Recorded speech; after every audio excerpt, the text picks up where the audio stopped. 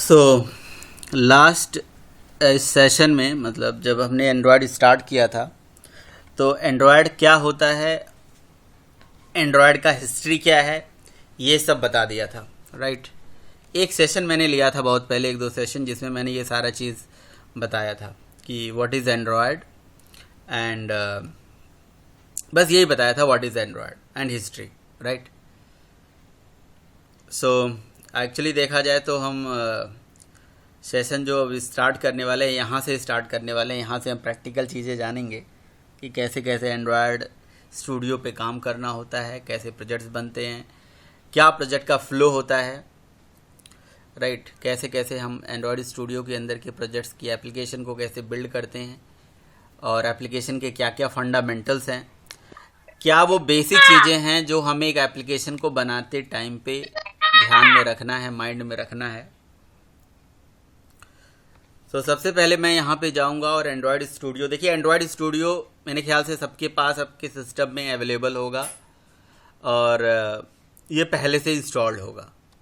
अगर आपको नहीं पता है कि एंड्रॉयड स्टूडियो कैसे इंस्टॉल करना है, क्या मतलब क्या क्या चीज़ें आपको फॉलो करना पड़ेगा, क्या यूज करना पड़ेगा, तो मैंने देखिए 2 सेशन यहाँ इस पे बनाया हुआ है। राइट। ये देखिए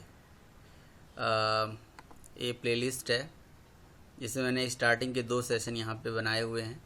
यहाँ से जाके आप देख सकते हो ये 2 session. Right.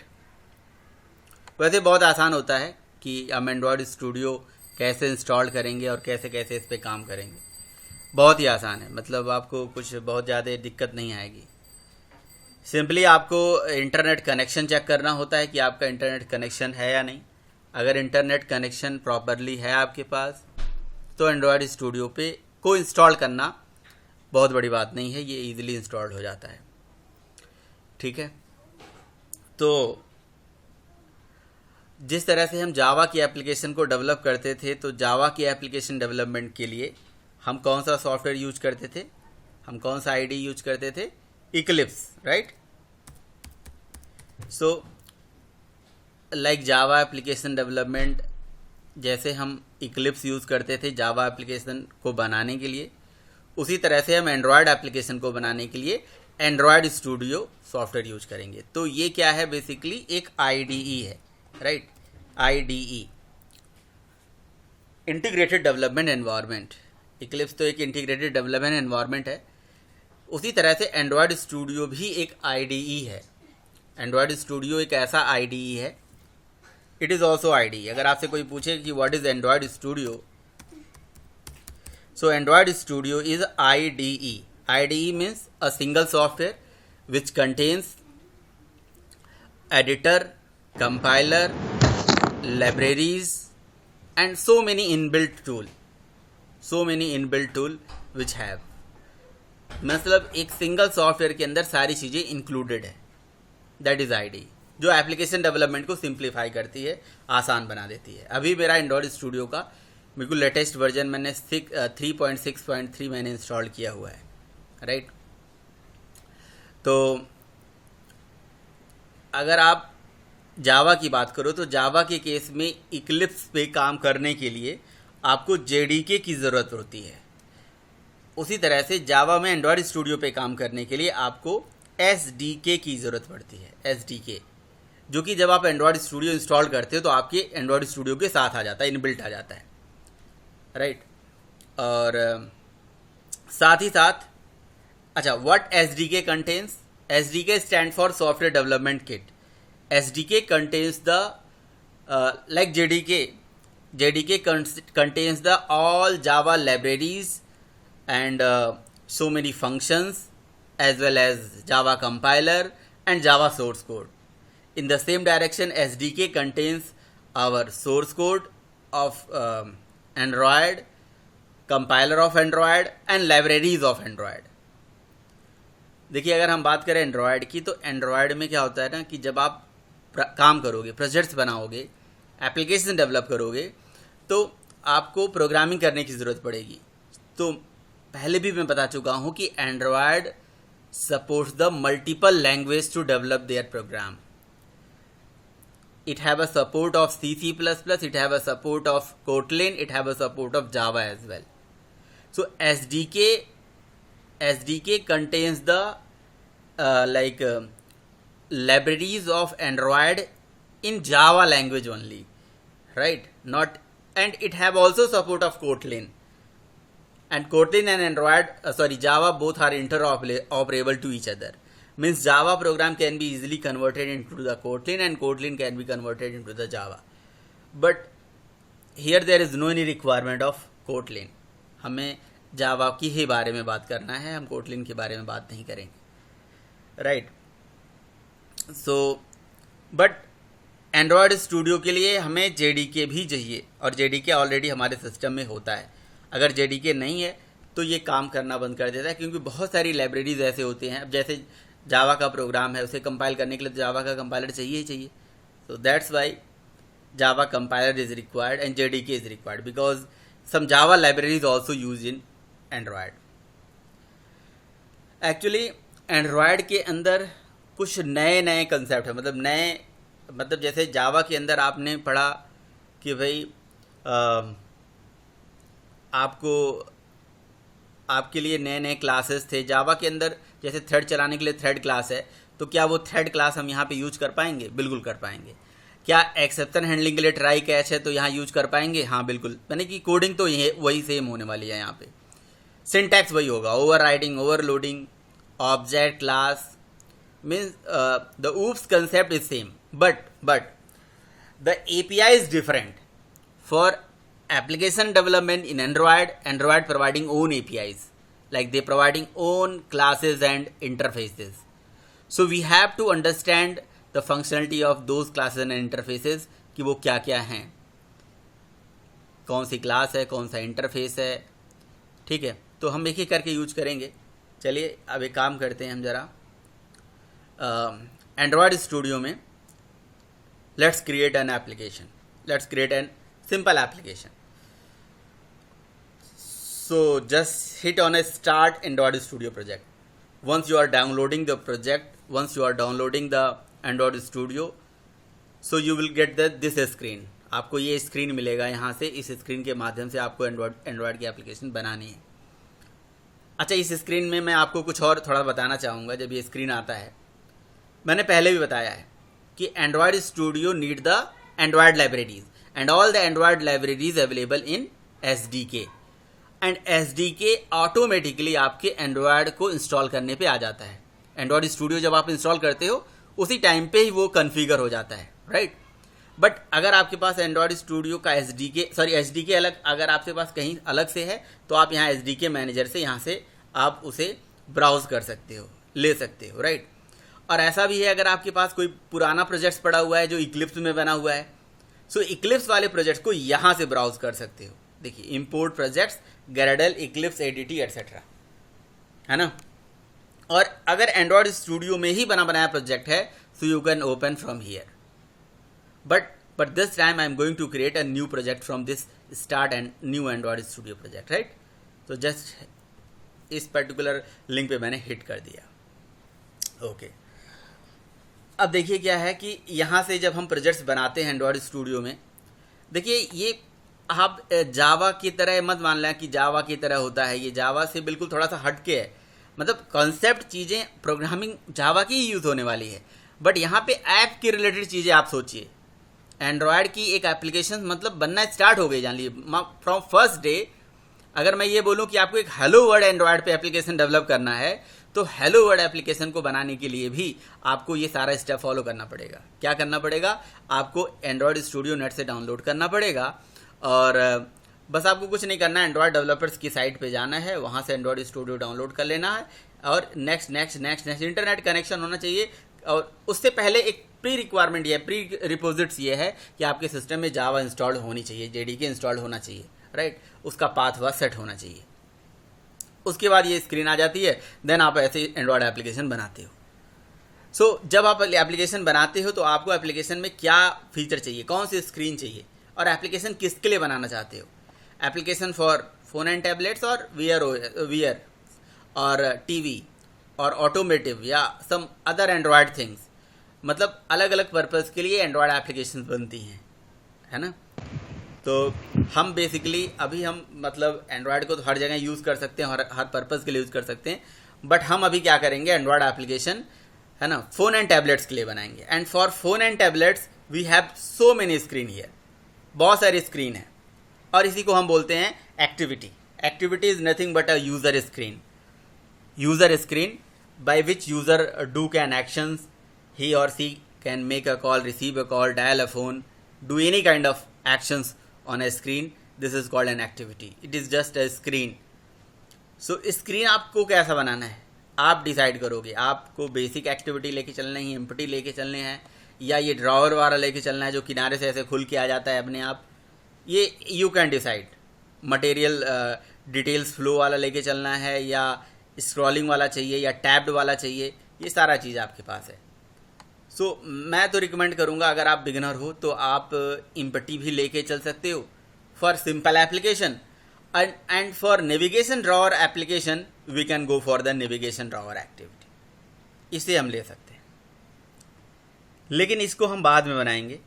Just take a simple activity empty, just take a empty activity. You can take a blank as well, but blank में यहाँ पे एक प्लस का साइन दिख रहा है, ये बटन मिल जाता है, वो हमें नहीं चाहिए। इम्पटी एक्टिविटी लेके नेक्स्ट करते हैं, ठीक है। तो हाँ जी सर, जब इसमें एसडीके होता है तो फिर जेडीके की क्या जरूरत है? एसडीके होता है तो जेडीके की क्या ज़रूरत है, क्योंकि एसडीके में तो एंड्रॉयड वाली लाइब्रेरीज होंगी, बट जावा की भी कुछ चीज़ें हैं जो जावा मतलब जैसे देखो, सपोज करो एंड्रॉयड की कुछ लाइब्रेरीज हैं अपनी, जैसे एंड्रॉयड की अपनी खुद की क्लासेस हैं, एक्टिविटी क्लास है, फ्रेगमेंट क्लास है, कुछ और क्लासेस हैं। तो एंड्रॉयड की जो क्लासेस हैं वो भी तो कहीं पे बनाई गई हैं, किसी चीज़ को यूज़ करके बनाई गई हैं, वो भी तो इंटरनली कुछ ना कुछ यूज़ करती हैं जावा की, तो वो इंटरनली जावा की कुछ लाइब्रेरीज को यूज़ करती हैं इंटरनली, यानी कि Android libraries internally calling the Java libraries as well, right. And दूसरी चीज़, हमें प्रोग्रामिंग में अब जैसे मुझे एक्सेप्शन हैंडलिंग करनी है, तो हमें एक्सेप्शन क्लास चाहिए, उसके लिए जावा की लाइब्रेरी चाहिए, उसके लिए उन्होंने नहीं बनाया, वो जावा की लाइब्रेरी चाहिए अलग से। सो कुछ जावा की भी लाइब्रेरी होती है और कुछ एंड्रॉयड की लाइब्रेरी होती है, दोनों को मिला के हम काम करते हैं, ठीक है सर, उसके लिए तो जेवीएम जरूरत होता है, तो इसमें तो जेवीएम एंड्रॉइड रन टाइम होता है ना सर? एंड्रॉयड के लिए एंड्रॉयड रन टाइम होता है, बिल्कुल एंड्रॉयड के लिए एंड्रॉयड रन टाइम होता है, but Android run time Android की एप्लीकेशन के लिए रिस्पॉन्सिबल होगा, एंड्रॉयड की एप्लीकेशन को रन करेगा, बट जावा वाली प्रोग्राम को कौन कंपाइल करेगा, उसके लिए तो जावा का कंपाइलर चाहिए ना, जावा का कंपाइलर चाहिए, और जावा का कंपाइलर जेडीके के अंदर ही मिलता है भाई। जावा के एंड्रॉयड के अंदर भी अभी जैसे मैं एक काम करता हूँ, बाय डिफ़ॉल्ट ये एप्लीकेशन का नाम क्या है, my application. Just take change the application name, first application, change the application name is first application, okay. And package का नाम आप यहाँ पे अपने हिसाब से बदल सकते हो, एंड ये पैकेज का नाम आपको बहुत ध्यान से देखना होता है, चेक करना होता है, इसको यूनिक रखना होता है, क्योंकि इसी नेम से ही एप्लीकेशन प्ले स्टोर पे पब्लिश होती है। सो जब भी आप अपना यहाँ पे नाम देखें तो आपको याद रहे कि भाई ये नाम हमने लिया है, और ये नाम बाद में चेंज भी हो जाता है, ऐसा नहीं है, बट ध्यान से आपको देखना होता है, ठीक है। तो inside the Rakesh application there is a first application project, ये इसका लोकेशन यहाँ से ब्राउज भी कर सकते हो। लैंग्वेज जावा है, कोटलिन हम यूज़ नहीं करेंगे, और जो एपीआई लेवल 21 है वो भी लेके चलेंगे, और इस एप्लीकेशन को जस्ट हमने कर दिया फिनिश, राइट। तो जैसे ही हम एंड्रॉयड स्टूडियो के अंदर एक एप्लीकेशन को बिल्ड कर देते हैं, राइट, एप्लीकेशन यहाँ पे हमने फिनिश करा, जस्ट बनाया, क्रिएट किया, तो एंड्रॉयड का एक हेलो वर्ड का program means hello Android automatically create हो गया, ये ऑटोमेटिकली हेलो वर्ड का एप्लीकेशन बिल्ड हो गया, राइट। अब देखिए यहाँ पे बिल्डिंग प्रोसेस चल रहा है, and which tool is responsible to perform this building operation.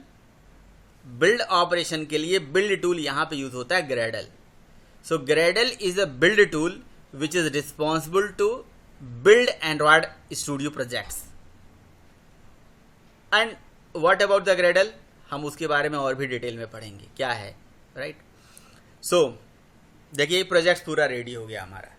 Hello word application automatically create हो जाता है। So let's run this application. So how we can run the application?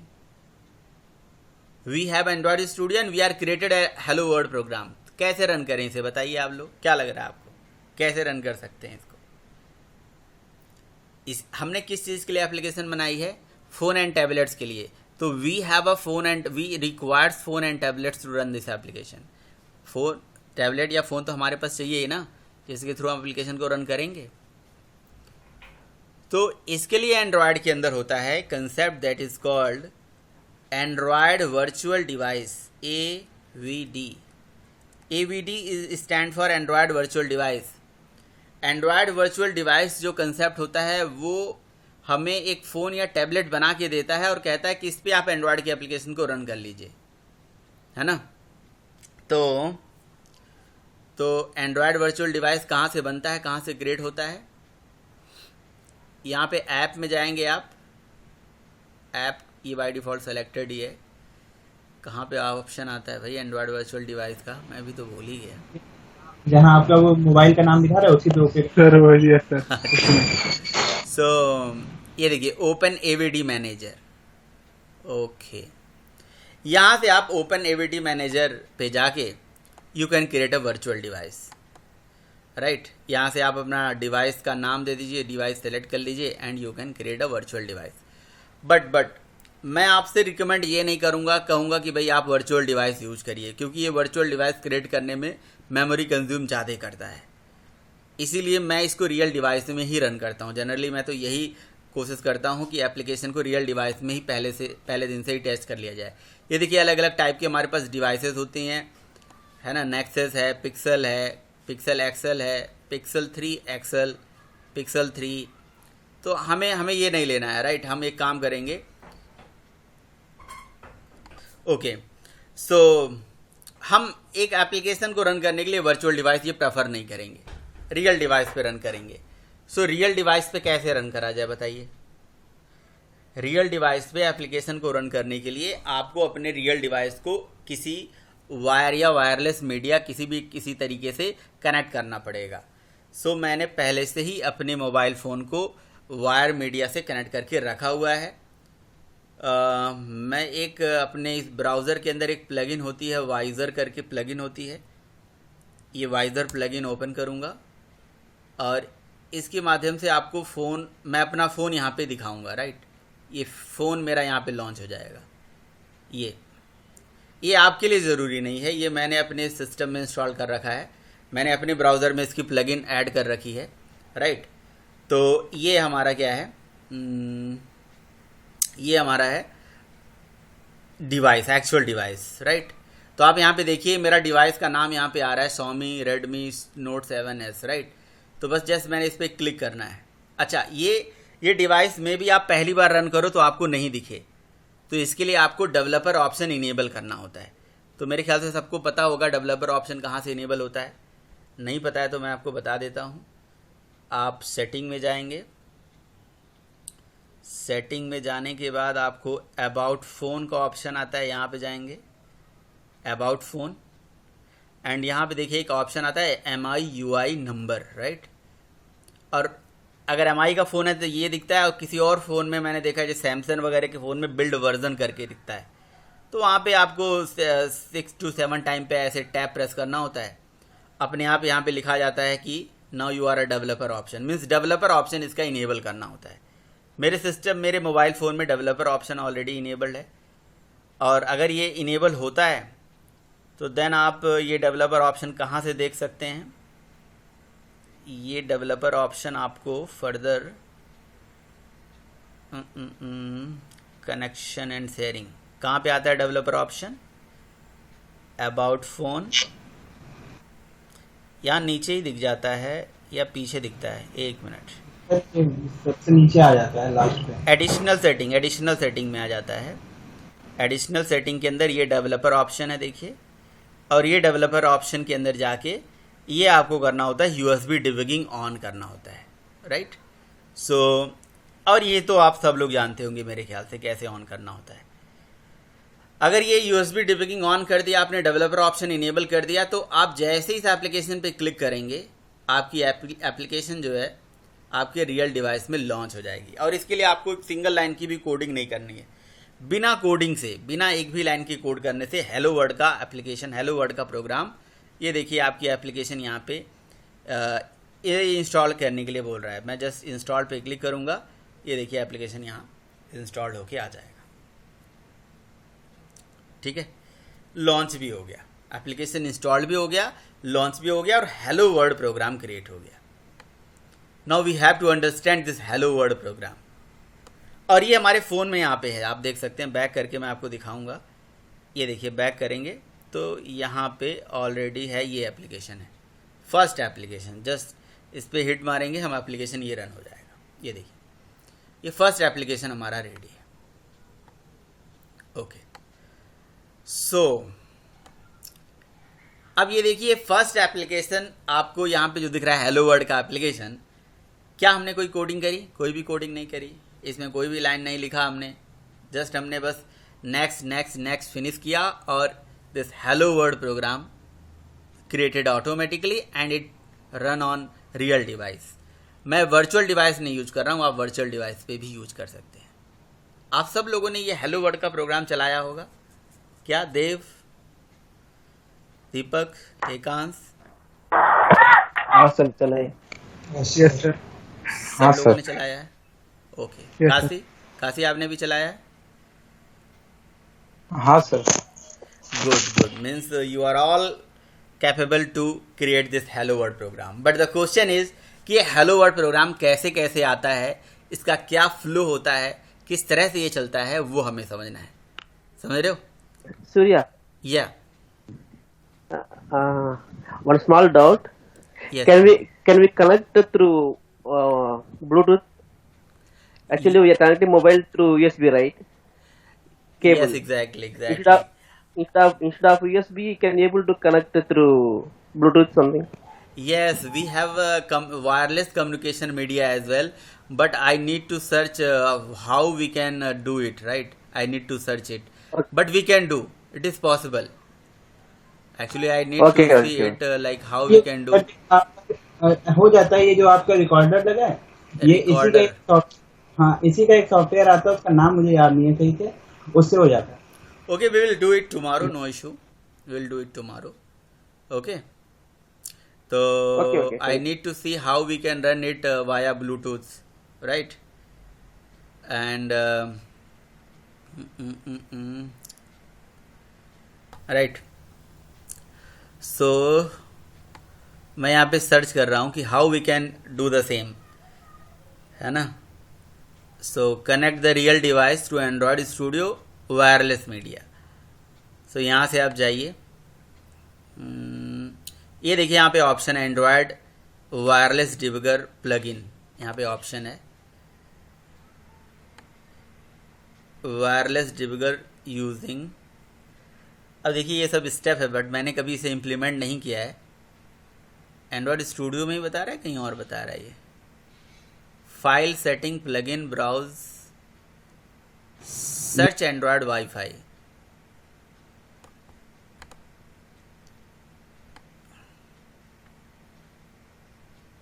या connect the device via USB and ensure the debugger is running.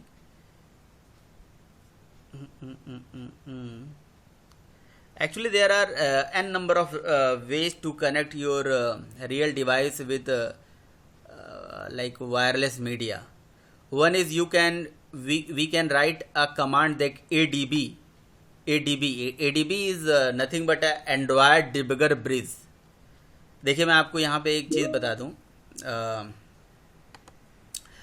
Actually होता क्या है कि जैसे ये हमारा एंड्रॉयड स्टूडियो का प्रोजेक्ट है, राइट, एंड ये हमारा रियल डिवाइस है ना? तो एक रियल डिवाइस या कोई भी डिवाइस है, एक रियल डिवाइस एंड्रॉयड स्टूडियो को कैसे आइडेंटिफाई कर पाती है, या how Android studio can understand what is the device running right now, कैसे उसे पता चलता है? With the help of ADB, ADB is nothing but a Android debugger bridge, right?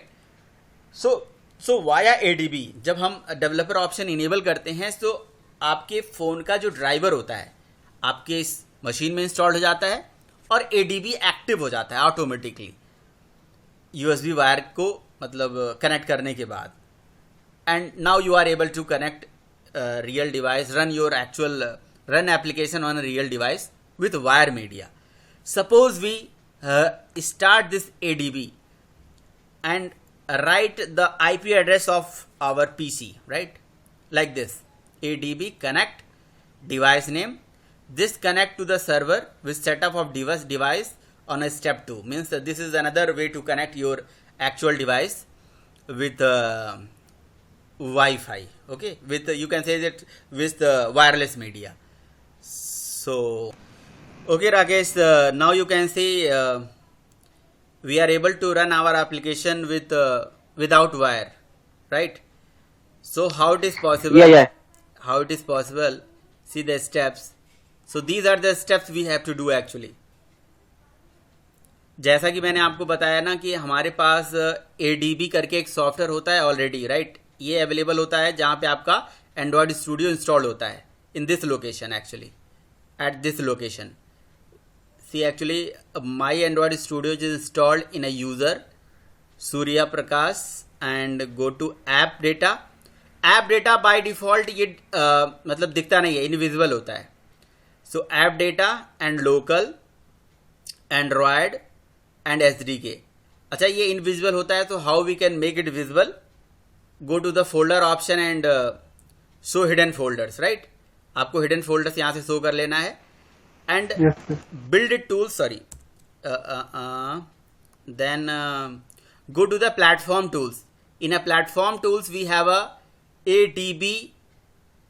ADB is nothing but a Android debugger bridge, is the kind of application which is running in a background of Android Studio. Android Studio के background में ये run होता है and इसी application के through हमारा जो device होता है, मतलब जो कोई भी डिवाइस चाहे वर्चुअल हो चाहे एक्चुअल हो, आपके एंड्रॉयड स्टूडियो से कनेक्ट हो पाता है. Then we can run our application with any kind of devices, either real devices और वर्चुअल डिवाइसेस. ओके, सो अब होता क्या है कि आपको अगर वर्चुअल डिवाइस मतलब बिना वायर से कनेक्ट करके रन करना है, वाईफाई से करना है, सो पहली बार आपको क्या करना पड़ेगा? वायर से कनेक्ट करना पड़ेगा. यहां पे देखिए, see the step. First of all connect the device with USB wire. First time this is required, first time only, right? Okay, and then write ADB TCP/IP, and this is the default port which is used in case of ADB application. Using the by default port is 4x5, right? So how we can do it? Just write CMD here. यहीं पे CMD लिख के enter मार दीजिए and write the ADB and check ADB is working or not, right? क्योंकि देखिए इस ADB command को अगर हम यूज करना चाहते हैं तो इसका पाथ तो हमें सेट करना पड़ेगा, या तो इसका पाथ परमानेंट सेट करके रखो और कहीं से CMD से चला लो ADB. तो सबसे पहले मैंने यही किया, सबसे पहले मैंने यही कमांड लिखा था. सबसे पहले मैंने कमांड लिखा था ADB TCP/IP and this default port. और जब हम अपने वायर से कनेक्टेड होते हैं तो ये दिखा देता है कि भाई ये आपका जो डिफॉल्ट पोर्ट है ये रिस्टार्ट हो गया, या ये अगर कनेक्टेड है तो ठीक है, अगर नहीं कनेक्टेड तो यहाँ पे लिखा जाएगा कनेक्टेड हो गया है. That's it. एंड उसके बाद आपको क्या करना है? आपको अपने एक्चुअल डिवाइस का IP एड्रेस फाइंड आउट करना है. So in my case how I find out my actual IP address, वो मैं आपको बता दे रहा हूँ यहाँ से कैसे मुझे मिला है.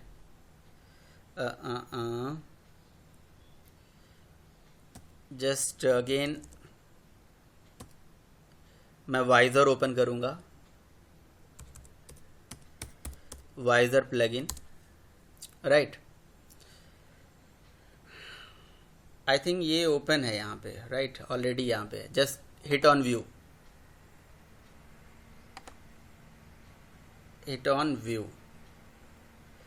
So how we can find out the IP address of our real device?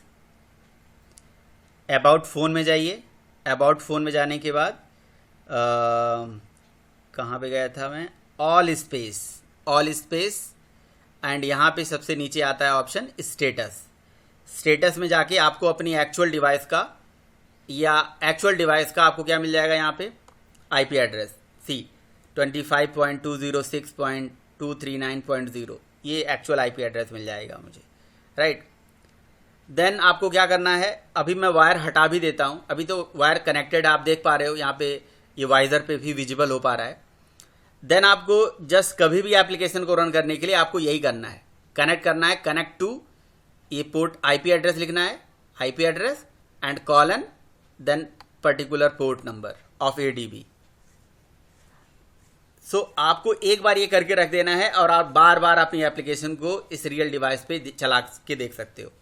अभी देखिए एप्लीकेशन को मैं यहाँ पे चला रहा हूँ and you are able to see my application in a real device, right. अब देखिए मैं यहाँ से अपना यूएसबी वायर हटाऊंगा। जैसे मैंने यूएसबी वायर हटा दिया है ना, अच्छा यूएसबी वायर मैंने हटा दिया तो अभी भी मेरा डिवाइस यहाँ पे दिख भी रहा है, वाइजर भी दिख रहा है। वाइजर वाला मतलब अभी आप देख रहे हो कि वाइजर ये डिस्कनेक्टेड नहीं है। जो कुछ भी मैं अपने फ़ोन में कर रहा हूँ मैंने डिस्कनेक्ट कर दिया है प्रॉपरली, एकदम बिल्कुल डिस्कनेक्ट कर दिया। वायर लगा ही नहीं है, वायर ही नहीं लगा है, मैंने वायर हटा दिया है जस्ट बिकॉज ऑफ क्योंकि मैंने इसे कनेक्ट कर लिया ना। यहाँ से मैंने करा connect to IP address and this port, तो मैंने कहीं न कहीं अपने एडीबी से ये बोल दिया कि मेरे इस रियल डिवाइस को इस पोर्ट से कनेक्ट करके रख दो। बस फर्स्ट टाइम के लिए करना है, नेक्स्ट टाइम जब भी आप एप्लीकेशन रन करोगे यहाँ पे आप रन कर सकते हो। देखो यस बिल्कुल, ये तो उस टाइम के लिए चला गया था, अब तो आ भी रहा है, कोई दिक्कत नहीं है। वायर लगाने से छुट्टी मिल गई भाई, छुटकारा। गुड सर ये किससे कनेक्ट होता है, नेटवर्क से या वाईफाई या किसी से? ये बेसिकली नेटवर्क से ही कनेक्ट होता है, जो हमने हॉटस्पॉट ऑन कर रखा है ना उसी से कनेक्ट होता है ये। जो नेट मेरा बंद हो जाए तो फिर ये हट जाएगा? हाँ वो हट जाएगा तो ये हट जाएगा बिल्कुल। हॉटस्पॉट बंद कर देंगे तो ये काम करना बंद कर देगा। और अगर सपोज करो आप एक काम करो, अगर सपोज करो कि आप अपने घर के अंदर कोई वाईफाई चला रहे हो, उसका नेट यूज कर रहे हो, राइट, अपने लैपटॉप में, तो आपको अपने मतलब वाईफाई का नेटवर्क अपने लैपटॉप में भी कनेक्ट करना है और वही सेम नेटवर्क आपको अपने रियल डिवाइस में भी कनेक्ट करना है विथ ऑन सेम नेटवर्क। ठीक है। Yes, sir. So Rakesh, are you able to understand it? Yes, clearly. Thank you. Okay. So जब भी आपको कभी भी लेकिन इस चीज़ का एक ड्रॉबैक है, we need to just copy this particular command actually. Whenever we wanted to run this application on a real device, each and every time we need to just focus on this particular command. We have to just write this command again and again. Because once we disconnected, this command is also disconnected. So this is connected for this particular time being. Once it is disconnected with this network, so maybe it could not work, है ना? So we need to write this command again and again, each and every time. Okay? बताइए भाई, सब लोगों को समझ में आ गया? तो चलो, ये मैं भी चाह रहा था बहुत दिन से कि मैं रियल डिवाइस पे ऐसे चलाऊं तो मुझे आईपी लिखने की ज़रूरत ना पड़े। Finally we found this solution on this Stack Overflow, thanks to sir जैसे ये पूछ रहे थे कि हाँ जी, परमानेंट कैसे स्टार्ट किया जाता है? परमानेंट का तो मुझे कुछ नहीं पता है। मे बी मैं इसको चलाऊं और दोबारा डिस्कनेक्ट करूंगा तो मे बी ये चल जाए अपने आप, एडीबी उसे अंडरस्टैंड कर ले, ये मुझे देखना पड़ेगा। क्योंकि पहले तो ऐसा ही होता था कि हमें उसे बार बार कनेक्ट करना पड़ता था। अच्छा, this is one of the way, we have some other way also, we have some other options also. कोई ज़रूरी नहीं है कि यही, जैसे अभी दीपक बता रहे थे कोई और ऑप्शन उनके पास है, तो आप लोग भी सर्च करेंगे तो आपको बहुत सारे ऑप्शंस मिलेंगे, बट ये बेस्ट सोल्यूशन है। ओके हाँ सर, ये बेस्ट है। ओके नहीं, एक वाईफाई का भी ऑप्शन आता है जब हम कहाँ पे रन करते हैं, प्लगइन होता है सर इसके अंदर, इसी के अंदर ही ऑप्शन आता है। कहाँ पे, किस जगह? फाइल प्रेफरेंसेस और फिर प्लगइन डाउनलोड करना पड़ता है उसका। ओके, सो कल इसे देखिए और हमें बताइएगा, राइट? ठीक है sir, okay okay okay. So this hello word application is build now, है ना, ये क्रिएटेड हो चुका है। सो काशी का ये क्वेश्चन था कि सर एसडीके की क्या ज़रूरत है, सॉरी जेडीके की क्या ज़रूरत है। सो सर ये जो हमारी मेन एक्टिविटी फाइल है, this is what, this is nothing but a dot Java file. मुझे आप बताइए कि जावा के प्रोग्राम को कौन कंपाइल करता है, who is responsible to compile the Java program? Compiler. Not compiler, Java compiler. Okay. And where Java compiler found? Inside the JRE. inside the Inside JDK. Inside JDK. That's why we require JDK. समझ में आई बात? हमें JDK की ज़रूरत इसलिए है क्योंकि ये जावा फाइल है, इसको कंपाइलेशन की ज़रूरत पड़ेगी। JDK चाहिए, कंपाइलर चाहिए। And see, this is inbuilt class available in Android that is called app compact activity. ये app compact activity जैसे और हजारों क्लासेस हैं जावा की एंड्रॉयड की लाइब्रेरीज में। वो क्लासेस इंटरनली जावा के बहुत सारे APIs को यूज़ करती हैं, और वो APIs को भी तो कंपाइल करना पड़ेगा, उसको भी तो आइडेंटिफाई करना पड़ेगा। उसको कौन आइडेंटिफाई करेगा, उसको कैसे चलाया जाएगा? So that's why we require this JDK and so on, like Java compiler, Java library, Java runtime environment, whatever. Android तो अपने एंड्रॉयड का क्या पिक्चर होगा उसका मैं पूरा फ्लो आपको समझाऊंगा, प्रोग्राम जैसे जैसे चलता है। सो अब क्वेश्चन ये आ जाता है कि ये प्रोग्राम कैसे चला, क्या क्या स्टेप बाय स्टेप का क्या प्रोसेस हुआ। आप लोग बता सकते हैं कैसे ये चलता है, क्या स्टेप बाय स्टेप प्रोसेस होता है इसका? हाँ जी, नहीं किसी को सर, पता ये है? सर एपीके फाइल बनता है। नहीं, मैं बताता हूँ कि प्रोग्राम का फ्लो कैसे कैसे होता है, क्या इसका डायरेक्ट स्ट्रक्चर होता है, कैसे कैसे चीज़ें चलती हैं। इसलिए प्लीज़ आप इसे बहुत ध्यान से समझिएगा, और यहाँ पे क्या क्या चीज़ें कैसे कैसे यूज़ हो रही हैं इसको मैं बता रहा हूँ, राइट।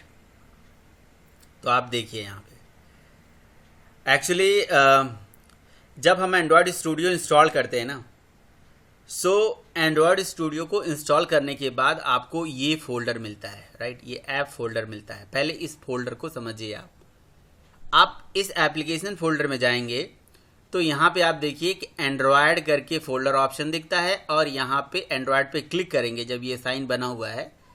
सो यहाँ पे हमारे पास बहुत सारे ऑप्शंस होते हैं। कहने का मतलब है कि एंड्रॉयड स्टूडियो के एक प्रोजेक्ट को जब आप क्रिएट कर देते हो तो उस पर्टिकुलर प्रोजेक्ट को मतलब यहाँ पे शो कराने के बहुत सारे ऑप्शंस होते हैं, बहुत सारे मोड होते हैं। So there are so many modes to see our Android applications. One is project mode, package mode, project file mode, production mode, test mode. There are so many modes, right? So as Android developers, we always prefer this Android mode only. If we open this in package mode, so package mode में यहाँ पे different packages आपको दिखेंगे, and उस package के अंदर आपकी application दिखेगी, बहुत सारी चीज़ें यहाँ पे दिखेंगी। एंड जब आप प्रोजेक्ट मोड में ओपन करोगे, बस ये शो करने का ऑप्शन है, they are option to show the Android projects, and this is test mode for the testing purpose. So we are only going to prefer the Android mode for this for the time being. Okay. So in a Android mode, when we see this particular project, यहाँ पे दो options आते हैं. एक होता है app, another is Gradle. So what about the Gradle? किसी को पता है Gradle के बारे में क्या होता है? What is Gradle? Anyone? तो बस इतना ही पता है, ये बिल्डिंग टूल है. Yes, that's it. It is a building tool. For the time being आप इसे इतना ही जानिए, एक बिल्डिंग टूल है, बिल्ड करता है एप्लीकेशन को मैनेज करता है, और आपकी एप्लीकेशन के अंदर ऐसे बहुत सारे इंटरनल ऑटोमेशन प्रोसेस होता है जो खुद ये कर देता है. जैसे जैसे आपका ये प्रोग्राम यहाँ पे, जैसे आपने यहाँ प्रोग्राम लिखा ना, यहाँ प्रोग्राम आपने बनाया, तो इस प्रोग्राम को कंपाइल करना, मतलब कंपाइलर तो कंपाइल करता है, but who is responsible to invoke this compiler build tool, who is responsible to run the program build tool, who is responsible to gather this whole application XML and so many things together using build tool. Build tool ही वो tool होता है जिसके through कहीं ना कहीं application के अंदर की बहुत सारी लाइब्रेरीज जो होती हैं इंटरनली कॉल कराई जाती हैं। You can say it is a project management tool भाई, प्रोजेक्ट मैनेजमेंट टूल, ठीक है। और बाकी भी डिस्कस करेंगे, we will discuss it later, no issue. And यहाँ पे एक बिल्ड टूल होता है that is build.gradle, and in build.gradle we can see there is so many options here. We will discuss it later, what are the options actually and what are the purpose of these options. But some options you can see in the below, the options like dependencies and the options like build type, build default configuration, build version, right? So कुछ options यहाँ पे ऐसे दिखते हैं, okay, forget it, हम इसे आगे बात करेंगे इसके बारे में। So inside application folder there is a manifest, then Java, and this is the generated Java, internal generated file of Java. This is not for us, this is generated file actually, है ना, ये हमारे लिए ज़रूरी नहीं है, ठीक है। And resources, REST stand for resources. So mainly we are dealing with three things you can say, overall 4 things. One is Gradle, another is resources, next one is Java, and another is manifest. ये options हमारे पास है, manifest है, Java है, resources हैं, Gradle हैं, ये सारी चीज़ें हैं, ठीक है। सो ओके, सो प्रोजेक्ट का फ्लो कैसे होता है, मतलब प्रोजेक्ट कैसे कैसे चलता है। जैसे मान लीजिए आपने इस प्रोजेक्ट को यहाँ से रन कर दिया और ये एप्लीकेशन रियल डिवाइस पे लॉन्च होके आ गई। सो एप्लीकेशन कैसे कैसे चलती है, कैसे कैसे आइडेंटिफाई होता है कि नहीं यही पहले स्टेप है, यही हमें पहले चलाना है। So all the information to run the project according like project को रन करने का सारा ऑप्शंस कह सकते हो सारा कंट्रोलिंग जावा के प्रोग्राम में कहाँ पे होता है, जावा के मेन मेथड में होता है। उसी तरह से मेन मेथड की तरह यहाँ पे एक मैनिफेस्ट फाइल होती है, manifest, Android manifest.xml. So manifest.xml is a XML file which contains the information about whole application. It contains the information about our application, services, activities and many more things. ये वो जगह है जहाँ से हमारे project, हमारा जो एंड्रॉयड का रन टाइम है हमारे एक प्रोजेक्ट को रन करने का डिसीजन लेता है। और वो भी कहाँ से, inside manifest see there is a intent filter, there is so many options here, but अगर आप यहाँ पे देखोगे तो एक इंटेंट फिल्टर चीज़ होता है। और ये इंटेंट फिल्टर में यहाँ पे देखिए लिखा होता है एक्शन मेन, है ना। अच्छा, ये इंटेंट फिल्टर खुद में किसी टैग के अंदर होता है, ये एक्टिविटी टैग के अंदर होता है, ये एक्टिविटी टैग के अंदर होता है। बट कौन सी एक्टिविटी है जिसके थ्रू ये रन होने वाला है, वो है मेन एक्टिविटी, मेन एक्टिविटी के थ्रू रन होने वाला है। तो मेन एक्टिविटी के अंदर है ये बेसिकली, जिस एक्टिविटी में ये इंटेंट फिल्टर टैग होता है और उसमें मेन लिखा होता है। अगर सपोज करो यहाँ मेन लिखा हुआ है तो वो पर्टिकुलर एक्टिविटी सबसे पहले लॉन्च होती है, वो एक्टिविटी सबसे पहले एग्जीक्यूट होती है, रन होती है। सो इंटेंट फिल्टर में 2 चीज होती है, एक होता है मेन और एक होता है लॉन्चर। सपोज करो आप लॉन्चर हटा दो, आप ओनली मेन रखो, लॉन्चर कहीं और रखो, तो ये एक्टिविटी मेन एक्टिविटी, ये मेन का मतलब main method, it is just like a main method in Java.